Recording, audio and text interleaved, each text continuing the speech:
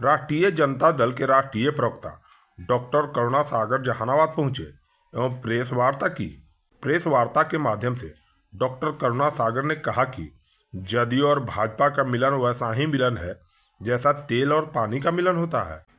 दोनों पार्टियों में अभी तक सब कुछ ठीक नहीं है, जिसकी वजह से मंत्रिमंडल का विस्तार नहीं हो पा रहा है। डॉक्टर सागर ने कहा कि महागठबंधन की सरकार बनी तो कई इतिहास रचा गया। किसी भी सरकार में जातीय जनगणना करने की हिम्मत नहीं थी, लेकिन हमारी सरकार ने जातीय जनगणना का इतिहास रचा।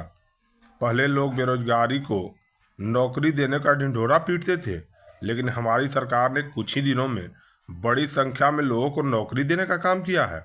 डॉक्टर सागर ने कहा कि पलटी मारने का इतिहास नीतीश कुमार जी के नाम दर्ज हो गया है। साथ ही अपने उम्मीदवार पर डॉक्टर करुणा सागर ने कहा कि यह नेतृत्व तय करेगा, इसमें मेरे कहने के लिए कुछ नहीं है। बिल्कुल है। और अब अंदर खाने में क्या चर्चा हो रही है, किसको कौन सा डिपार्टमेंट चाहिए। अब मीडिया में तो चर्चे होते हैं कि गृह विभाग को लेके है, कार्मिक विभाग को लेके है, फाइनेंस विभाग को लेके, बहुत सारे विभागों को लेकर है। लेकिन ये साफ बात है, आम तौर पर आपने देखा होगा कि जिस दिन शपथ ग्रहण होता है उसके चंद घंटों के बाद अलॉटमेंट हो जाता है। तो पिछले 5-6 दिन से, लगभग एक सप्ताह से इस राज्य में कोई मंत्री नहीं है, किसी विभाग का कोई मंत्री नहीं है। सदन भी 10 को बुलाया गया था, पहले उसको बढ़ा के 12 कर दिया गया है। इसको कैसे आरजेडी दी? इसको हर ये जो घटनाक्रम जो हो रहा है उससे इस बात की पुष्टि हो रही, जो हमारे नेता ने कहा कि ये गठबंधन ज्यादा दिन तक नहीं चल सकता है, क्योंकि एक के बाद एक जो घटनाएं हो रही हैं इस बात की पुष्टि कर रही है। अगर सब कुछ सही रहता, मुझे किसी मंत्री के बारे में बताया गया कि उनके पास एक डिपार्टमेंट की सरकारी गाड़ी गई, उन्होंने वापस कर दी कि नहीं, जब तक डिपार्टमेंट नहीं मिलेगा मैं सरकारी गाड़ी का इस्तेमाल नहीं करूंगा।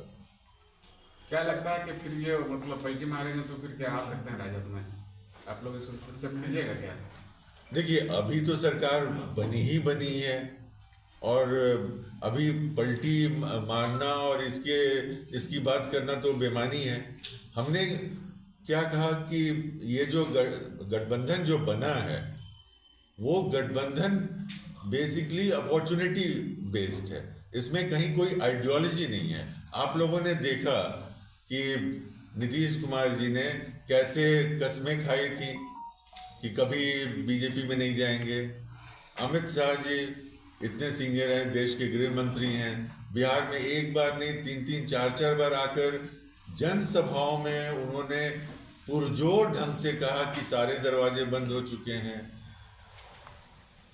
शपथ ग्रहण के एक दिन पहले तक बीजेपी के प्रदेश अध्यक्ष बोल रहे थे कि दरवाजे बंद हैं। गिरिराज सिंह जी तो गाना सुना के बोल रहे थे कि दरवाजे बंद हैं। इसके बावजूद सरकार बनी। तो इसके बावजूद सरकार अगर बनी तो क्या मजबूरियां हैं, ये तो बीजेपी और जेडीयू को बताना है कि सरकार बनाने की मजबूरी क्या है। जेडीयू का कहना है कि आरजेडी के साथ काम करने में असहायता थी, फिर लेते थे। राजद क्या उस पर प्रतिक्रिया? देखिए, जेडीयू के किसी भी जिम्मेवार नेता ने इस तरह की बात नहीं की है, मुख्यमंत्री जी ने भी इस तरह की बात नहीं की है। और ये कहना कि हमें कुछ मुश्किल था, अब हम ये कहें कि आप मुझे पसंद नहीं है, तो मुझे कारण बताना पड़ेगा ना कि किन कारणों से आप मुझे पसंद नहीं है।